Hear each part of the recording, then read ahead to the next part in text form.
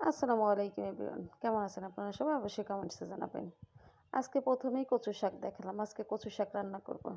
এর উপকারিতা অনেক, বলে বোঝানো যাবে না। এই কচু শাক আমাদের শরীরের জন্য খুবই উপকারী একটা সবজি। এর ডাঁটা এবং পাতা দুটোই খাওয়া যায়। এর নিচে যে অংশটা থাকে সেটাও কিন্তু আমরা সবজি হিসেবে খেয়ে থাকি। কচু শাকে প্রচুর পুষ্টিগুণ রয়েছে। এই কচু শাক বাচ্চাদের খাওয়ালে, এটা একটু বেশি করে তেল দিয়ে বাচ্চাদের খাওয়ালে তাদের রাতকানা রোগ থেকে নিরাময় পাওয়া যাবে। কচু শাক খেলে মহিলাদের ব্রেস্ট ক্যান্সারের ঝুঁকি কমে যায়। আর প্রচুর পরিমাণে আয়রন। মহিলাদের প্রেগন্যান্সির সময় এই কচু শাক খেলে প্রচুর আয়রনের ঘাটতি পূরণ হয়। আমি আজকে কচু শাক রান্না করেছি। অবশ্যই কমেন্টসে জানিয়ে যাবেন আমার রান্নাটা কেমন হয়েছে।